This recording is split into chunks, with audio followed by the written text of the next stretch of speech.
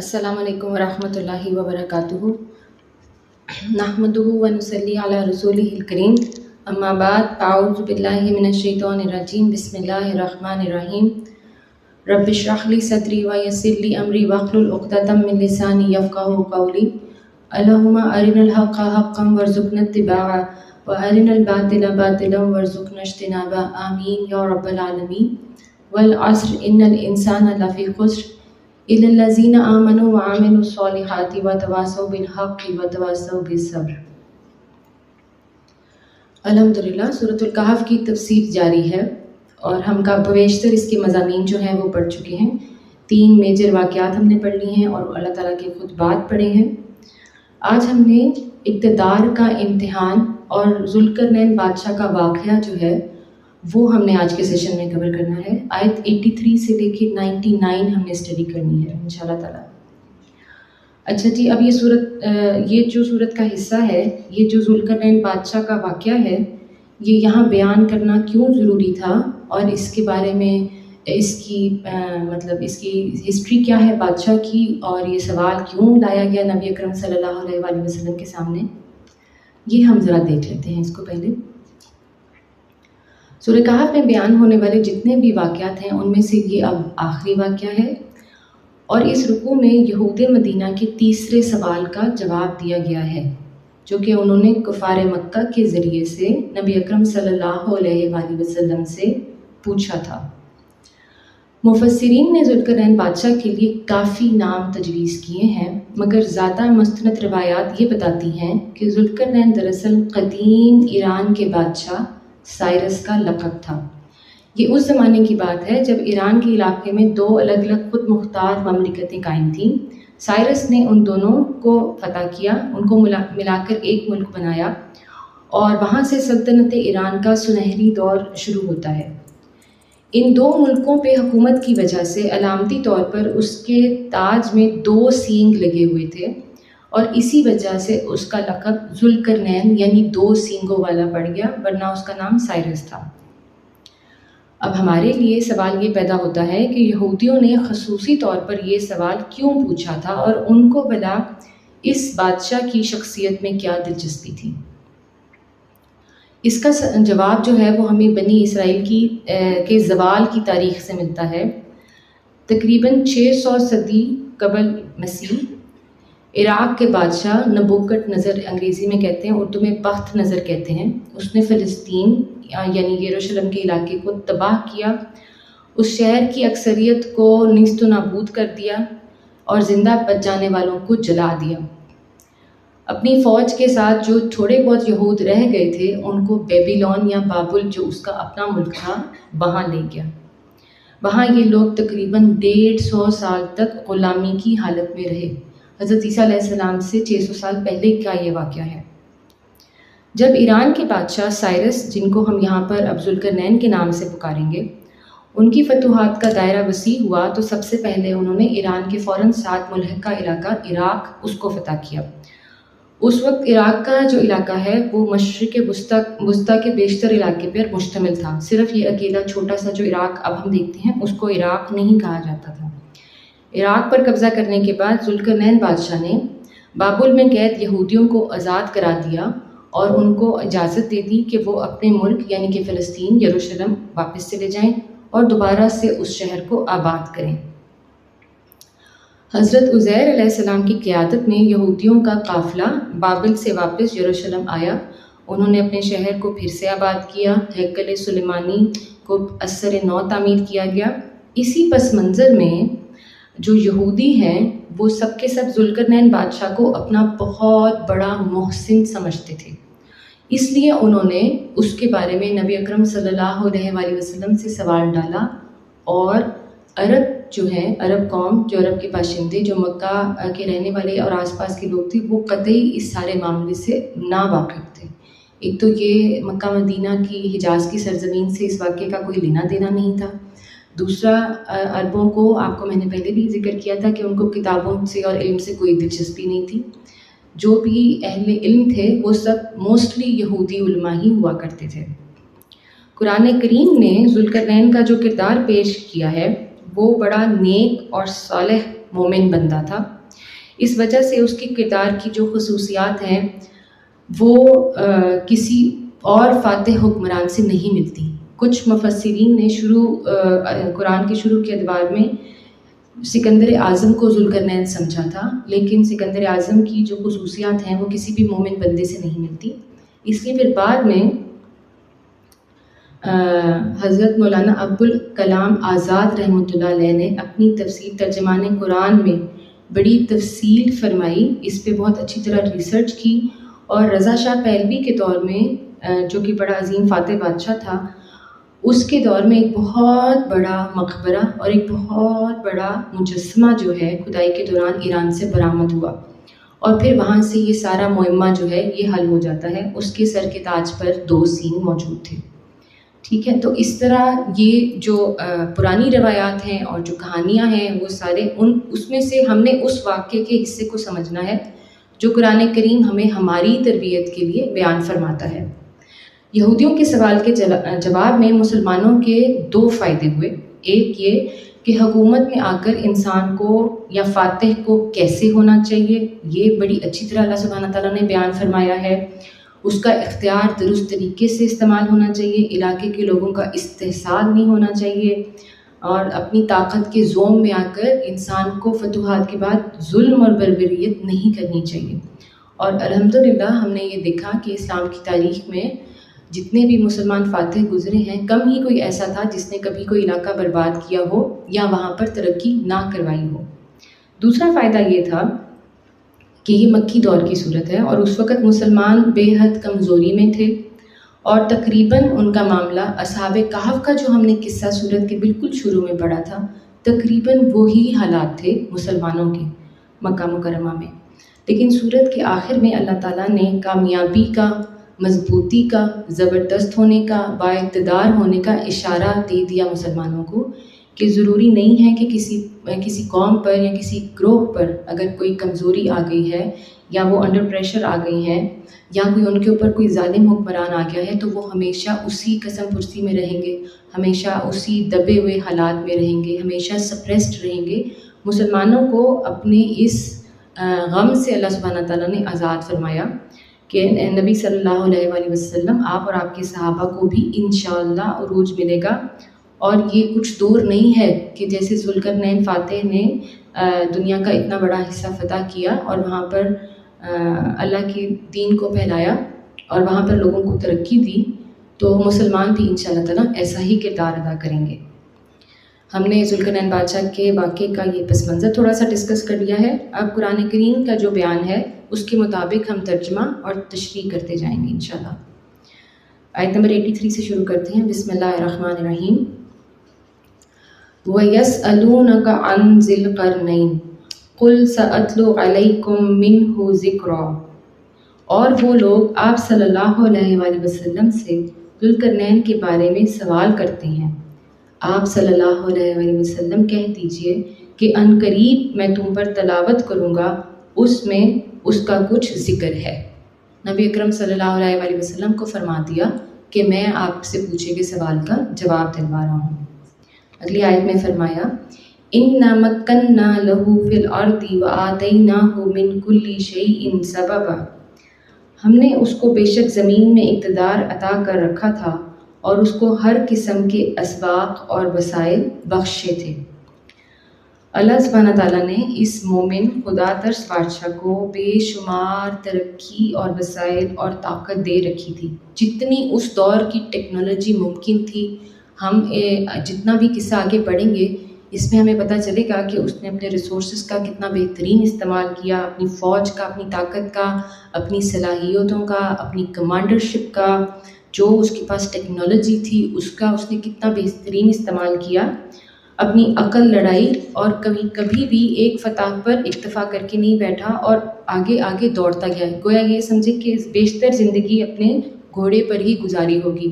نہ کوئی عیاشی عیش و عشرت نظر آتی ہے، نہ کوئی جو فتوحات جہاں پر کی ہیں، جو مفتوح شدہ قومیں ہیں ان پر کوئی ظلم اور بربریت نظر آتی ہے.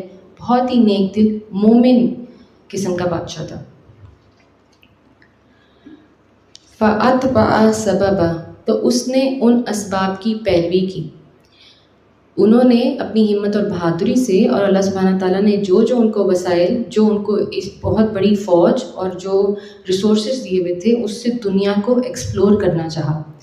تو سبق یہ ملتا ہے یہاں تک ہمیں کہ جب اللہ تعالیٰ انسان کو وسائل بڑھا دیتا ہے تو اس کو ان وسائل کی زوم میں یا ان کے اندر اس کی زینت میں، اس کی جاہ میں گم کر عیش و عشرت میں نہیں پڑ جانا چاہیے، بلکہ اللہ کی نعمتوں کو بہترین بروئے کار لانا چاہیے. اپنی عقل، اپنی ذہانت سے استعمال کرے انسان، اپنا بھی فائدہ کرے، اپنے آس پاس کے لوگوں کا فائدہ کرے، بلکہ اپنی قوم کا بھی فائدہ کرے. حتی اذا بلغ مغرب الشمس وجدها تغرب في عین حمیۃ ووجد عندها قوما قلنا یا ذا القرنین اما ان تعذب واما ان تتخذ فیہم حسنا. حتیٰ کہ وہ غروب آفتاب کی حد کو پہنچ گئے تو اس نے سورج کو گدلے کالے پانی میں ڈوبتے دیکھا، اور وہاں پر انہوں نے کچھ لوگوں کو پایا، اور ہم نے کہا اے ذوالقرنین تم چاہو تو ان کو تکلیف پہنچاؤ، اور یہ بھی کہ تم ان کے ساتھ حسن سلوک کا معاملہ کرو. یہاں سے اس آیت سے پتہ چلتا ہے کہ ذوالقرنین کے مغربی علاقوں کی لشکر کشی اور فتوحات کا یہ ذکر ہے. چونکہ اس زمانے میں بہت قدیم وقت کی بات ہم یہاں پر دیکھ رہے ہیں، BC کی بات ہے، بیفور کرائسٹ کی، تو اتنے قدیم زمانے میں لوگوں کے پاس ڈیفینیٹلی دنیا کا نقشہ موجود نہیں تھا، اور یہ تو ان کو بالکل بھی معلوم نہیں تھا کہ زمین گول ہے. تو جہاں سے سورج طلوع ہوتا تھا ان کو لگتا تھا دنیا کی شروعات یہ ہے، اور جہاں غروب ہوتا تھا تا حد نگاہ بس جہاں تک نظر آتا تھا وہ ان کو لگتا تھا دنیا کا آخری کنارہ یہی ہے. تو اس نے یہ سمجھا ہوگا کہ ہم اس سمت میں، یہ جو ہم مغرب کی طرف آئے ہیں جہاں سورج غروب ہو رہا ہے، پروبیبلی یہ زمین کی آخری سرحد ہے. تو ہم آخری سرحد تک پہنچ گئے ہیں، اب آگے سمندر ہی سمندر ہے، سمندر میں تو گھوڑے جا نہیں سکتے. تو وہاں پر ساحل پر کھڑے ہو کر سورج بظاہر جو غروب ہو رہا تھا نظر آیا کہ دنیا کا کنارہ ہے، اس لیے مغرب الشمس کا لفظ استعمال فرمایا ہے. اب کالے گدلے پانی کا چشمہ، ممکن ہے کہ یہ شاید لاوا ہو کسی آتش فشاں پہاڑ کا، یا ہو سکتا ہے کہ وہاں اس علاقے کا سمندر بہت میلے رنگ کا ہو. بہرحال قرآن نے بڑے اچھے ادبی انداز میں یہاں پر خصوصیات بیان فرما دی ہیں اس کی فتوحات کی، اور اس کو اب ہمیں سائنس میں تولنے اور نقشے پر ڈھونڈنے کی ایکچولی ضرورت ہے نہیں. وجہ اس کی یہ ہے کہ اللہ سبحانہ تعالیٰ نے ہمیں اسی صورت میں بڑی اچھی طرح بتا دیا ہے کہ جس علم کا تم سے تعلق نہیں ہے، اور جو خرافات ہیں اور جن ڈیٹیلز کا تمہارے عقیدے سے تعلق نہیں ہے، اس میں تم مت پڑھو.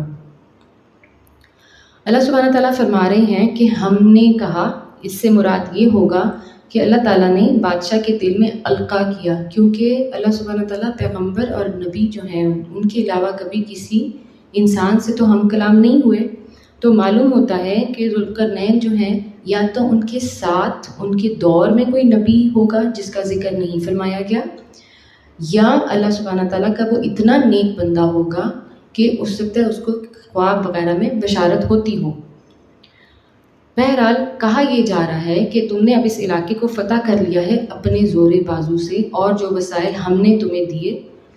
اب یہاں کے جو باشندے ہیں تم چاہو تو ان پہ رحم و کرم کرو، تم چاہو تو تم ان پہ ظلم کرو. تو اللہ سبحانہ تعالیٰ نے اس کا یہاں پر ٹیسٹ لیا ہے اس بادشاہ کا کہ اب اس کو اتنی بڑی فتح حاصل ہوئی ہے، اس نے دنیا کا اتنا بڑا حصہ جو ہے ویسٹ کا وہ فتح کیا ہے، اب یہ کیا معاملہ کرتا ہے. اب یہ اپنے جھنڈے لے کر سارے شہر میں پھرتا ہے اور شہر کو آگ لگاتا ہے، یا یہاں پر اللہ کی عبادت گاہیں قائم کرتا ہے، یہاں لوگوں کا یہاں پہ ظلم و ستم بربریت کرتا ہے، ان کو مارتا ہے، قتل و غارت گری کرتا ہے، یا ان کو ترقی دیتا ہے اور ان جو وہاں پہ وسائل ہیں ان کو لوگوں کو بروئے کار لانا سمجھاتا ہے، سکھاتا ہے. کیا کرتا ہے؟ اب اس کا عمل کیا ہوگا؟ یا کیا یہ اب اس فتح کے بعد تکبر، غرور، عیش و عشرت کا شکار تو نہیں ہو جائے گا جیسے عموماً دنیاوی بادشاہ کرتے ہیں؟ یہ فرمایا جا رہا ہے. قال اما من ظلم فسوف نعذبه ثم يرد الى ربه فيعذبه عذابا نکرا. اس نے کہا جو ان میں سے ظلم کرے گا اس کو ہم سزا دیں گے، پھر وہ اپنے رب کی طرف پلٹایا جائے گا اور وہ اسے اور زیادہ سخت عذاب دے گا. وَأَمَّا مَنْ آمَنَ وَعَمِلَ صَالِحًا فَلَهُ جَزَاءً الْحُسْنَى فَسَنَقُولُ لَهُ مِنْ أَمْرِنَا يُسْرًا، اور جو ان میں سے ایمان لائے گا اور نیک عمل کرے گا اس کے لیے اچھی جزا ہے اور ہم اس کو نرم احکام دیں گے۔ قولا فرمایا ہے یہاں پر، قولا سے مراد یہاں پر کہنا نہیں ہے، قولا جو ہے یہ زبان حال والا قولا ہے۔ عربی زبان میں دو طریقے سے قولا استعمال کیا جاتا ہے، ایک کہنا اور ایک کر کے دکھانا۔ تو یہاں پر یہ کہا جا رہا ہے کہ اب ہم کر کے یہ دکھائیں گے کہ جیسے یہ قوم رویہ اختیار کرے گی ہم ان کے ساتھ ایسے ہی چلیں گے۔ تو پتہ یہ چلتا ہے کہ ذوالقرنین بادشاہ نہ صرف بادشاہ تھا بلکہ بہت بڑی فوج کا سپہ سالار تھا، عادل تھا، نیک حکمران تھا، اور اللہ کے دین کی تبلیغ کر رہا ہے۔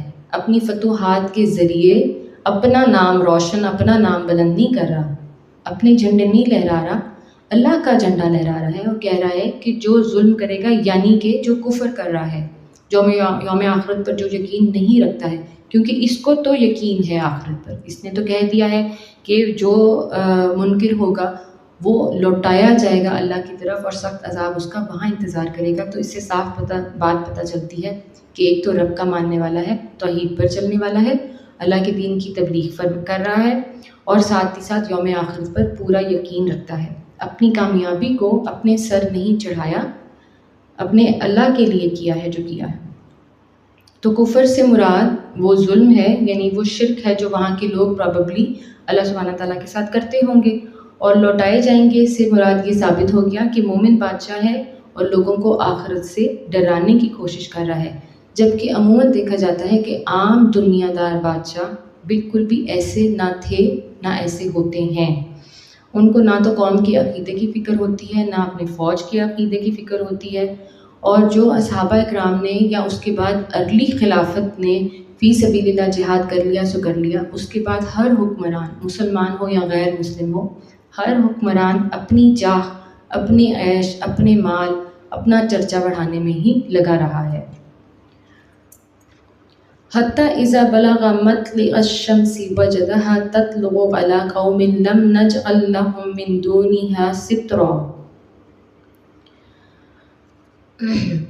پھر اس نے دوسری مہم کی تیاری کا سر و سامان کیا، حتیٰ کہ طلوع آفتاب کی حد تک جا پہنچا۔ وہاں اس نے دیکھا سورج ایک ایسی قوم پر طلوع ہو رہا ہے جس کے لیے دھوپ سے بچنے کا کوئی سامان نہیں تھا۔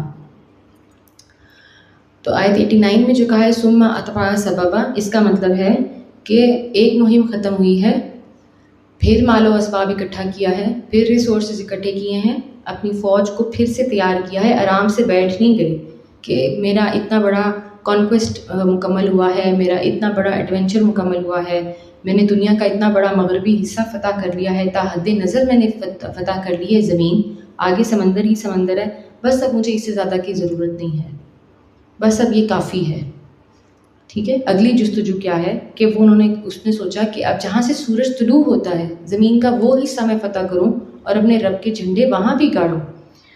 تو اپنی فتح کا زوم نہیں ہے بادشاہ ذوالقرنین کو، اگلی مہم کی تیاری فوراً کر لی، اور مقصد فتح نہیں ہے بلکہ مقصد لوگوں کی بہتری اس نے کرنی تھی۔ یہ ہم آگے دیکھ لیتے ہیں کہ بہتری اس نے کیسے کی۔ ٹھیک ہے، بے شک بہت منظم قسم کا بادشاہ ہوگا جو اتنی بڑی مہم پوری ہونے کے بعد پھر سے اپنی فوج کو اس نے تیار کر لیا ہے۔ ٹھیک ہو گیا؟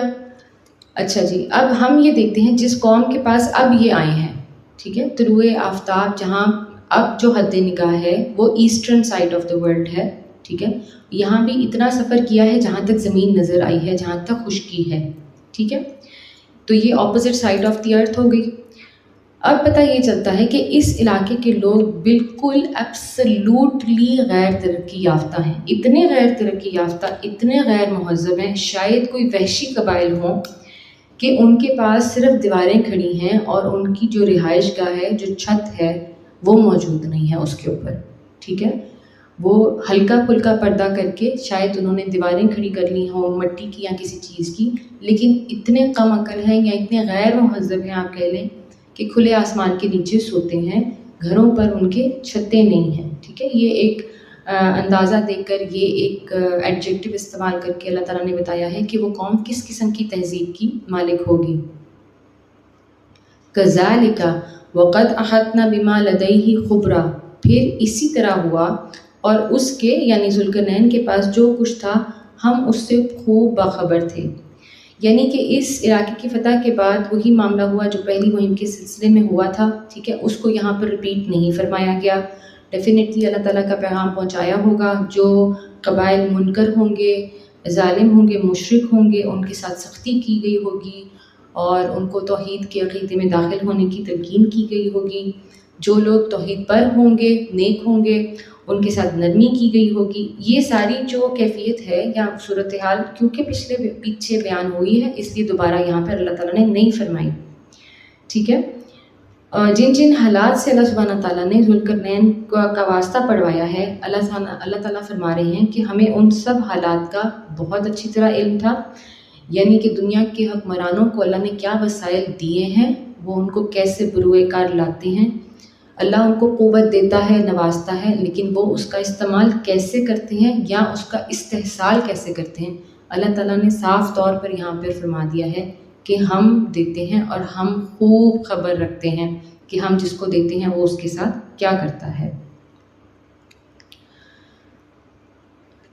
حتی اذا ثم اتبع سببا، پھر اس نے ایک اور مہم کا سر و سامان کیا۔ حتی اذا بلغ بین السدین وجد من دونہما قوما لا یکادون یفقہون قولا، حتیٰ کہ جب دو پہاڑوں کے درمیان پہنچا تو اس نے ان کے پاس ایک قوم کو پایا جو مشکل ہی سے کوئی بات سمجھا کرتی تھی۔ پتہ یہ چلتا ہے کہ ابھی اس کی ہمارے سمجھ کے مطابق اس کی یہ تھرڈ ایکسپیڈیشن ہے، یہ اس کی تیسری کانکویسٹ ہے، ٹھیک ہے۔ پچھلی کانکویسٹ کے بعد بھی ان لوگوں کو پروبیبلی گھر بنانے سکھائے ہوں گے، چھتیں ڈالنی سکھائی ہوں گی، ان کو وسائل دیے ہوں گے، وسائل استعمال کرنا سکھائے ہوں گے، اور پھر آگے چل پڑے۔ تو دو پہاڑوں کے سلسلے کا علاقہ ہے۔ یہ بھی ایک غیر متمدن قسم کی قوم تھی۔ اب یہ بات ہمیں کیسے پتہ چلتی ہے؟ کیونکہ فرمایا ہے اللہ تعالیٰ نے کہ ان کی کوئی پراپر زبان نہیں تھی، کوئی پراپر ان کا وے آف کمیونیکیشن نہیں تھا، اور ذوالقرنین بادشاہ اور اس کا جو لشکر آیا ہے وہ ان کے ساتھ کسی طریقے سے کوئی بات نہیں کر پا رہے تھے۔ ہو سکتا ہے کہ پھر اشاروں سے کوئی بات کی گئی ہو، یا ہو سکتا ہے کہ ذوالقرنین بادشاہ جو ہے اس کو اللہ سبحانہ تعالیٰ نے ایسی صلاحیت دی ہو کہ وہاں کچھ عرصہ رہ کے اس نے ان لوگوں کی لینگویج، اشاروں کی زبان یا الفاظ کی زبان جو بھی ہے وہ سمجھ لی ہو، زبان اس نے سیکھی ہو یا سمجھ لی ہو، بہرحال اس نے ان کی مدد فرمائی۔ آگے وہ ایک سوال ڈالتے ہیں، یہ جو بستی کے لوگ ہیں، یہ جو قوم ہے، یہ بادشاہ سے سوال ڈالتے ہیں اور بڑے اچھے طریقے سے وہ ان کی بات کو نبھاتا ہے۔ لیکن آگے اب ہم یہ دیکھیں گے کہ ان لوگوں نے اپنے آپ کو بالکل مجبور اور بیکار سمجھا ہوا تھا۔ آیت 94، قالوا یا ذا القرنین ان یأجوج ومأجوج مفسدون فی الارض فهل نجعل لك خرجا على ان تجعل بیننا وبینہم سدا۔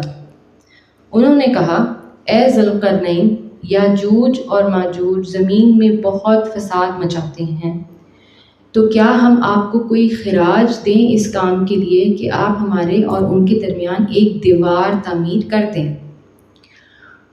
تو یہ قوم جو ہے دو پہاڑوں کے درمیان رہتی ہے، یعنی کوئی وادی قسم کا علاقہ ہے۔ یاجوج ماجوج کے وحشی قبائل پہاڑ عبور کر کے ان پر حملہ کرتے تھے اور لوٹ مار کرتے تھے۔ تو انہوں نے اس فاتح سے اپنی مصیبت کا بیان کیا ہے۔ ایبسلیوٹلی کلیئر بات ہے یہاں سے کہ فاتح کا مزاج نرم تھا، منصفانہ تھا، عادلانہ تھا، اور اس نے ان کے ساتھ نرمی اختیار کی ہوگی، تبھی تو کوئی شخص کسی انجان انسان کے آگے اپنا دکھ بیان کرتا ہے۔ ورنہ عموماً اگر کوئی بادشاہ کسی علاقے کو فتح کرتا ہے اور ظلم اتنے کرتا ہے کہ ایبسلیوٹلی ہو نہیں سکتا وہ قوم اس کے ساتھ سیٹسفائی ہو، یا وہ قوم اس کو اپنا دل کا حال سنائے یا اپنا ہمدرد سمجھے، ایسے نہیں ہوتا۔ ہم نے ابھی ریسنٹلی تک جتنی کولونائزیشن دیکھی ہے جو برٹش گورنمنٹ نے اور فرانس گورنمنٹ نے کر دی، افریقہ کی، انڈو پاک سب کانٹیننٹ کی اور عرب کی، کہیں بھی لوگوں کے دلوں میں ان کے لیے محبت پیدا نہیں ہوئی تھی کبھی بھی، دنیاوی طور پہ دیکھا جائے تو۔ لیکن اس بادشاہ کا معاملہ کیا ہے؟ انتہائی نیک ہے، رب سے تعلق بہت مضبوط ہے، اپنے اللہ کے لیے کر رہا ہے جو کر رہا ہے، خود کی سیٹسفیکشن اس کو کوئی نہیں چاہیے، خود کی سیٹسفیکشن اس کو پہلی فتح کے بعد مل جانی تھی، اس کے نام کے چرچے ہو جاتے پوری دنیا میں، بہت بڑا کانکرر ہے، اپنے نام کا اس کو کوئی شوق نہیں ہے، ٹھیک ہے، کیونکہ نیک ہے، مومن ہے، اس لیے لوگوں نے اپنا دکھ اس سے بیان کیا ہے، اس سے ہمدردی چاہی ہے۔ مگر ذوالقرنین جو ہیں، ظاہر ہے ان پہ قوم کو بھروسہ ہوگا، ان کا فاتحانہ رویہ جو ہے وہ بہت ہی خوبصورت یہاں نظر آتا ہے، اور کسی طرح بھی انہوں نے ان ساری فتوحات میں، خواہ وہ غیر مسلم علاقے ہی کیوں نہ فتح کیے ہوں، کسی بھی قوم کا نہ استحصال کیا ہے، نہ ان کو مجبور کیا ہے، نہ ان سے لوٹ مار کی ہے، نہ ان پر آج کے دور کی طرح قرضوں کا کوئی جال بچھایا ہے۔ یہ بات کس طرح پتہ چلتی ہے، یہ ہم اگلی آیت میں دیکھ لیں گے کہ ذوالقرنین نے ان سے خراج لینے سے منع کر دیا، یعنی کہ انہوں نے کیا پیشکش کی ہے اس قوم نے، اس نے یہ کہا ہے کہ ہمیں کرنا نہیں آتا، ہمارے پاس مال ہے، کیونکہ ہم آپ کو خراج دے دیتے ہیں، یہ انہوں نے کہا ہے، لائک ہم آپ کو کوئی ٹیکس پے کر دیتے ہیں، ہم آپ کو کوئی پیمنٹ دے دیتے ہیں۔ تو اگر آج کے دور کا معاملہ ہوتا تو کیا ہوتا، جو فاتح ہے اس نے کہنا تھا ٹیکس بھی دو اور اس کے اوپر تا عمر تم سود بھی اتارتے رہو، میں تمہیں قرضہ یہ الاٹ کرتا ہوں یہ دیوار بنانے کے لیے، میں تمہاری پروٹیکشن کے لیے تمہارے لیے کام کروں گا، بس اس کے بعد تم اگلے 200 سال جو ہے نا وہ میرا قرضہ اتارتے رہو گے سود سمیت۔ اس لیے یہ بادشاہ جو ہے اس کی صفات اتنی خوبصورت ہیں کہ اللہ سبحانہ تعالیٰ نے دیکھی قرآن کریم میں اس کا تا قیامت ذکر فرما دیا ہے۔ قال ما مکنی فیہ ربی خیر فعینونی بقوۃ اجعل بینکم وبینہم ردما۔ اس نے کہا، یعنی ذوالقرنین نے کہا، جو کچھ میرے رب نے مجھ کو دے رکھا ہے وہ بہت ہے، بس تم محنت سے میری مدد کرو، میں تمہارے اور ان کے درمیان مضبوط بند بنا کر دیتا ہوں۔ دیکھیے اس نے کیا کہا ہے، تم محنت کرو، مجھے تم سے کچھ نہیں چاہیے، میرے اللہ نے مجھے بہت دے رکھا ہے، میرے اللہ نے مجھے اتنے وسائل دے رکھے ہیں، تو میں اپنے رب کے دیے میں سے تم پر اگر لگاؤں گا تو کوئی بڑی بات نہیں ہے، تمہاری اگر مدد ہو جائے گی میں تمہارے ساتھ نیکی کر دوں گا، مجھے اس کا کوئی معاوضہ نہیں چاہیے۔ ہاں البتہ تم محنت کرو، کہ ایسے نہیں ہوگا کہ میں اور میرا لشکر جو ہے وہ محنت کر رہے ہیں اور تم بیٹھ کر سستی کے ساتھ، کاہلی کے ساتھ بس دیکھتے رہو، اور پھر تم انتظار کرو کہ اب اگلا جو ہمارا مسئلہ ہے وہ بھی اسی طرح کوئی اور آ کے حل کرے گا۔ اور دیکھیے یہ بھی بات کہ پچھلی آیت میں قوم نے کہا تھا کہ آپ ہمیں سدن بنا دیں، یعنی کہ آپ ہمیں ایک دیوار، ایک رکاوٹ کھڑی کر دیں، تو انہوں نے کیا کہا ہے، انہوں نے کہا ہے میں آپ کو ردمن بنا کے دیتا ہوں۔ یہ زیادہ مضبوط سیسا پلائی بند کی قسم کی دیوار کا جو ذکر ہے نا، اس کے لیے ردمن استعمال ہوتا ہے، عام اینٹوں مٹی کی دیوار ہوتی تو اس کو سدن کہا جاتا۔ تو وقت کا جو فاتح ہے بہت بڑا، اس نے اپنے رب کا شکر اور فضل بیان کیا ہے کہ آپ، اور کہا ہے کہ آپ فکر نہ کریں، میں آپ کو آپ کی ڈیمانڈ سے بہتر چیز بنا کے دیتا ہوں۔ یہاں سے وہ اپنی سخاوت اور اپنی عاجزی کا اظہار کر رہے ہیں، اور ساتھ ہی انہوں نے کسی قسم کا قوم پر قرضہ حائل نہیں کیا، ان کے وسائل کو بالکل لوٹنے کی کوشش نہیں کی، بلکہ قوم کو اللہ سے اور اللہ والوں سے جوڑ دیا اپنے اخلاق کے ساتھ۔ اب جو ہے ذوالقرنین کے پاس کتنے وسائل تھے اور کتنی ذہانت اور کتنی طاقت تھی، اس کا جو ہے ذکر ہم یہ جب دیوار بنتی ہے تو اس سے ہمیں سمجھ آئے گی کہ وہ کتنے عقل مند تھے، کتنے اچھے طریقے سے وہ وسائل کو بروئے کار لانا جانتے تھے، اور وہ کتنے اچھے طریقوں سے اب اس قوم کے اوپر یہ آئے ہیں حاکم بن کر، اس کی تربیت فرمائیں گے۔ آیت 96 ہے، آتونی زبر الحدید حتی اذا ساوى بین الصدفین قال انفخوا حتی اذا جعلہ نارا قالوا آتونی افرغ علیہ قطرا۔ تم مجھے لوہے کی چادریں لا کر دو، یہاں تک کہ جب دونوں پہاڑوں کی درمیانی خلا کو اس نے پاٹ دیا، اس نے کہا اب پھونکو آگ، حتیٰ کہ وہ آہنی دیوار آگ کی طرح سرخ ہو گئی۔ اس نے کہا اب لاؤ میں اس پر پگھلا ہوا تانبا ڈالوں گا۔ ٹھیک ہے، اب ذوالقرنین کیا کر رہے ہیں، وہ قوم کے لیے ردم بنا رہے ہیں۔ یہ جو ردم ہے یہ بڑی خاص طرح کا ڈیم ہوا کرتا تھا 2 دیواریں بڑی مضبوط بنائی جاتی تھیں، کسی بھی چیز کی ہو سکتی تھیں، یہاں پر لوہے کی چادروں کی بنائی گئی ہیں، اور ان کی درمیانی خلا کو عموماً پتھر اور ریت سے بھر دیا جاتا تھا، جبکہ ذوالقرنین نے کیا کیا ہے کہ لوہا منگوایا ہے۔ اب آف کورس وہ لوہا اپنے ساتھ اپنے ملک سے لے کے تو نہیں چلے ہوں گے نا، تو کیا سکھا رہے ہیں؟ How to use your own resources. لوگوں کے آگے بھیک نہ پھیلاؤ، بھیک نہ مانگو، ہاتھ نہ پھیلاؤ۔ تم یہ جو تم کشکول لے کے پھرتے ہو ترقی یافتہ ملکوں کے آگے، اپنے لیے ہمارے لیے سبق ہے اس میں، یہ کرنے کی تمہیں ضرورت نہیں ہے، تمہارے پاس اللہ کا دیا جو ہے اس کو تو استعمال کرو۔ تو ان سے لوہے کی چادریں مانگی، ان کو کہا کہ ان کو پگھلاؤ، ان کو سکھایا کہ آگ پر لوہا کیسے تاپا جائے گا، ان کو سکھایا، پروبیبلی ان کو ہو سکتا ہے اورز نکالنے سکھائے ہوں، وہ پہاڑوں کے علاقے میں رہتے ہیں تو شاید وہاں پر لوہے کی کانیں ہوں، ان کو لوہا نکالنا سکھایا گیا ہو، اپنی معدنیات کا استعمال کرنا سکھایا گیا ہو، اور ان کو یہ فکر ہے اس بادشاہ کو کہ یہ قوم جو ہے یہ اسی طرح جہالت میں اور کاہلی میں ڈوبی نہ رہ جائے، یہ اپنی اندھیروں میں نہ پڑی رہ جائے، کہ اگر ہم ایک ترقی یافتہ، ایک بہتر ٹیکنالوجی، بہتر وسائل والے ملک سے اگر ہم آئے ہیں اور ہم ان پر حاکم ہوئے ہیں تو ہم ان کو بھی بلند کریں، ہم ان کو بھی عروج دیں، ہم ان کو اپنے ساتھ اٹھائیں، نہ کہ ہم ان کو اپنے پاؤں کے نیچے رون دیں۔ اب دیکھیے آیت سے ہمیں یہ بھی پتہ چلتا ہے 2 پہاڑوں کے درمیان حضرت عیسیٰ علیہ السلام سے 600 سال پہلے، یعنی آج سے 2600-2700 سال پہلے، 2500 سال پہلے کی بات ہے، کیا ٹیکنالوجی انہوں نے استعمال کی ہوگی؟ کوئی کرینز نہیں ہے، کوئی مشینری نہیں ہے، کوئی ٹولز نہیں ہیں، ٹھیک ہے؟ کیا انہوں نے ٹیکنالوجی استعمال کی ہوگی؟ پہاڑوں کے درمیان لوہے کی دیوار بنانا، پھر اس کو گرم کرنا، اس کو اتنا تاپنا کہ وہ آگ کی طرح سرخ ہو جائے، پھر تانبے کو پگھلانا، اور ان دونوں کے درمیان ایک انبریکیبل، امپاسبل، یعنی کہ امیجن نہیں آپ کر سکتے۔ آج کے زمانے میں تو شاید یہ دیوار بنانی بہت آسان ہمیں لگ رہی ہوگی، بٹ 2500 سال پہلے کا سوچے نا کہ اس وقت انسان کے پاس کیا تھا، جو وہ گھوڑے پر سفر کر رہا تھا اور تلوار لے کر ہاتھ میں پھرتا تھا، کیا اس کے پاس یہ سب وسائل تھے جو آج ہمیں نظر آتے ہیں؟ جو چٹکی بجاتا ہے انسان دنیا کے ایک کونے سے اٹھ کے دوسرے میں چلا جاتا ہے، اس وقت تو اتنی ایڈوانس ٹیکنالوجی نہیں تھی، لیکن پھر بھی بہترین دیوار بنائی، تانبے سے اس کو بھر دیا، بڑی محنت کی انہوں نے، اور اس قوم کو اچھا زبردست اسکل سکھایا، اپنے ساتھ ساری محنت میں شامل رکھا۔ یہ ساری بات بیان کرنے کا مقصد جو ہے وہ وہی ہے جو پہلے بھی آپ سے ذکر کیا ہے، کہ حکمران کا دوسری قوم کے ساتھ معاملہ اصل میں کیا ہونا چاہیے، جس پر وہ فاتح ہوتا ہے اس کے ساتھ اس کا معاملہ کیا ہونا چاہیے۔ اللہ سبحانہ تعالیٰ کیا سمجھا رہے ہیں ہم مسلمانوں کو، کیا دکھا رہے ہیں؟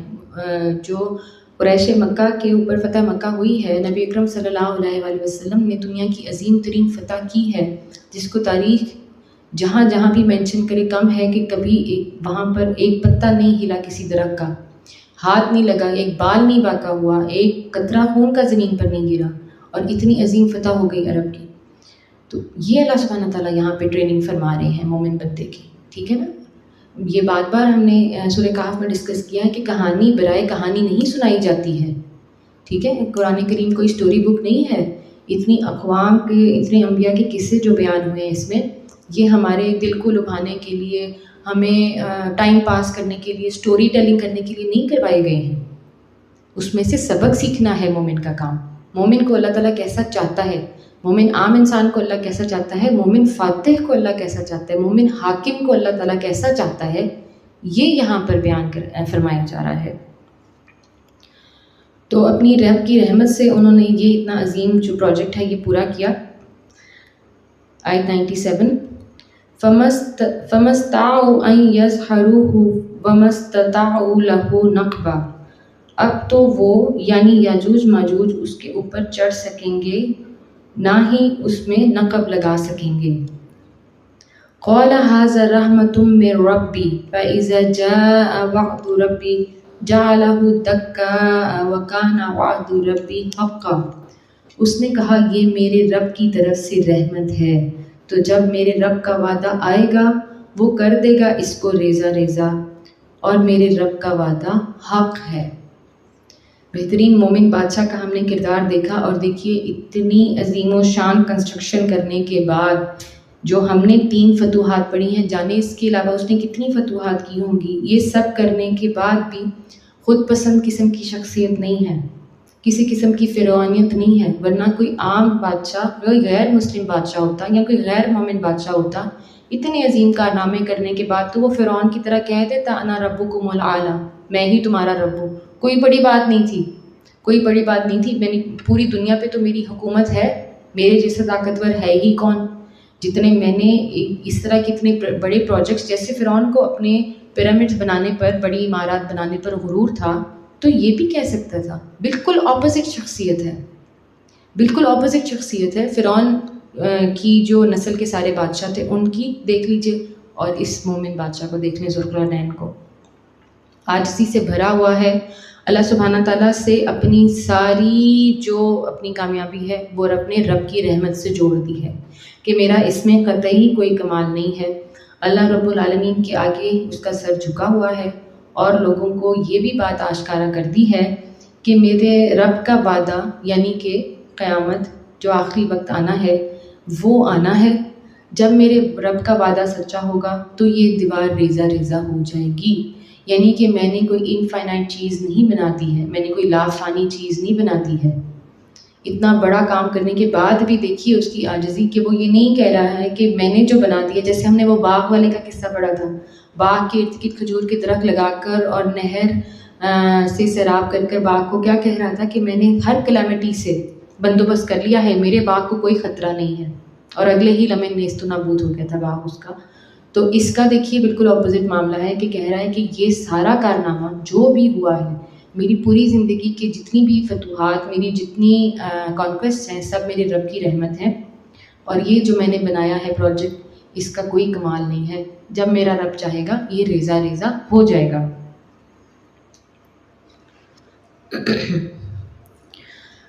آیت 99 میں اللہ سبحانہ تعالیٰ فرما رہے ہیں وَتَرَكْنَا بَعْضَهُمْ يَوْمَئِذٍ يَمُوجُ فِي بَعْضٍ وَنُفِخَ فِي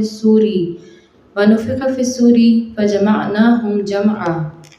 اور اس روز ہم لوگوں کو چھوڑ دیں گے، سمندروں کی موجوں کی طرح ایک دوسرے سے گتھم گتھا ہوں گے، اور سور پھونکا جائے گا اور ہم انسانوں کو ایک ساتھ جمع کر لیں گے. جیسے ہی ہم دیکھتے ہیں کہ ذوالقرنین بادشاہ نے اپنے رب کے وعدے کا ذکر کیا ہے، ساتھ ہی اللہ سبحانہ تعالیٰ نے اس کی حقیقت کو ہم پر دوبارہ سے واضح کر دی ہے. اور یہ بار بار اللہ سبحانہ تعالیٰ تنبیہ فرماتے جا رہے ہیں قرآن کریم میں، بار بار انسان کو بتاتے جا رہے ہیں کہ میرا وعدہ کیا ہے، تم مانو گے تو تمہارے لیے بہتر ہے، تم اس پر یقین کرو، یہ تمہارا ایمان ہے، یہ ہونا ہی ہے، یہ اٹل ہے. کہ اس روز جو ہے اللہ سبحانہ تعالیٰ ایک طرح سے پھر سے یہاں قیامت کی منظر کشی فرما رہے ہیں.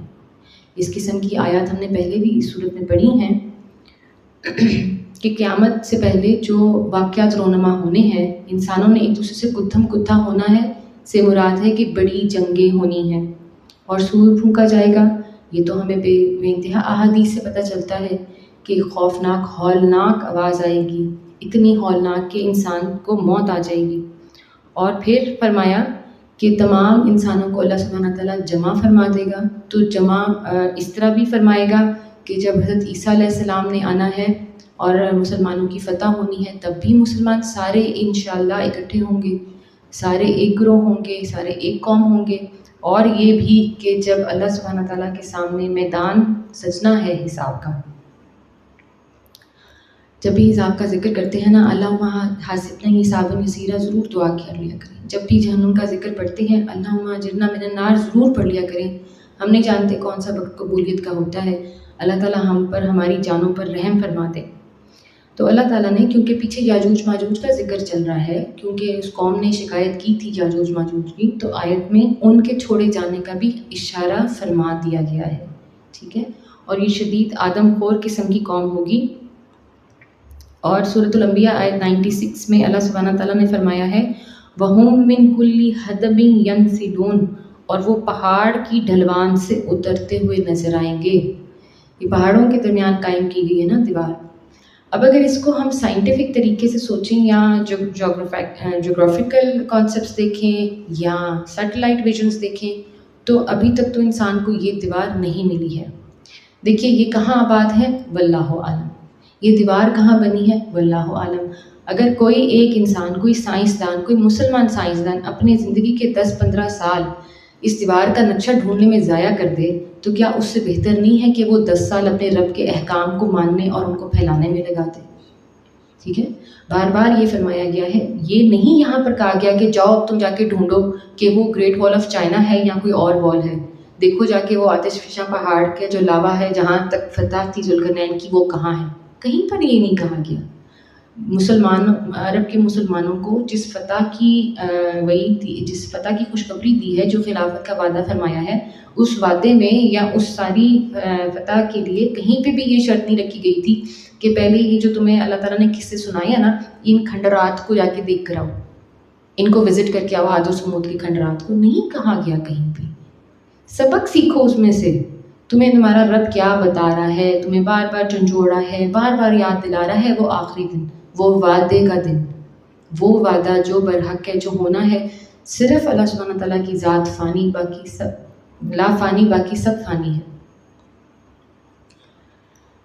اب ہم یہ دیکھیں کہ جب ہم نے آگے دجال کے فتنے کو پڑھنا ہے، اس حوالے سے یاجوج ماجوج کیا ہے، پہلے میں نے آیت کی تفسیر میں آپ سے اس لیے نہیں ڈسکس کیا کہ جو واقعے کا تسلسل ہے نا وہ پھر وہاں پر ڈسٹرب ہو جاتا ہے، کیوں یہ لوگ ان سے تنگ تھے اور کیوں بار بار قیامت کی ہولناکیوں میں اس کا ذکر یاجوج ماجوج کا کیا جاتا ہے۔ اصل میں یاجوج ماجوج کا معاملہ ہے کیا؟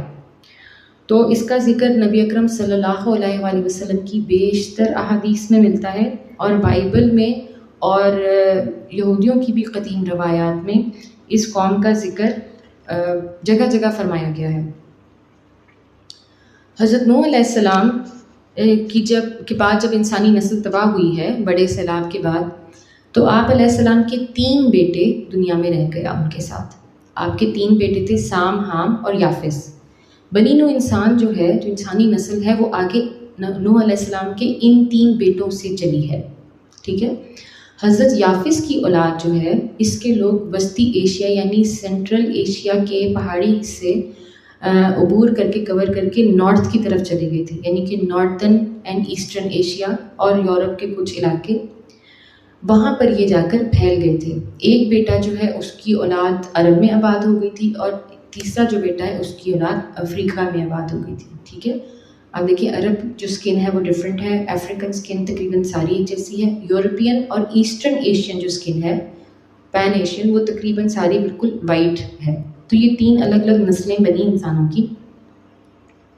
اب حضرت یافس کے بہت سے بیٹے ہوئے، اور بائبل کی اور اسرائیل کی روایات میں ان میں بہت سے بیٹوں کے ناموں میں گوگ، مگوگ، مسک، توحال اس طرح کے نام ملتے ہیں۔ تو مفسر یہ سمجھتے ہیں اور علماء بھی یہی محسوس کرتے ہیں، حدیث سے بھی یہ بات پتہ چلتی ہے کہ یاجوج ماجوج جو ہیں یہ لوگ چھوٹی آنکھوں والے ہوں گے، ان کے چہرے ڈھالوں کی طرح چپٹے اور سپاٹ ہوں گے، یعنی کہ جیسے جاپنیز چائنیز فیسز ہیں، جیسے منگولز کے فیسز ہیں۔ منگولز نے کتنی تباہی مچائی تھی دنیا میں، کتنا بڑا حصہ دنیا کا جو ہے انہوں نے تباہ و برباد کر دیا تھا، بغداد تک آ گئے تھے۔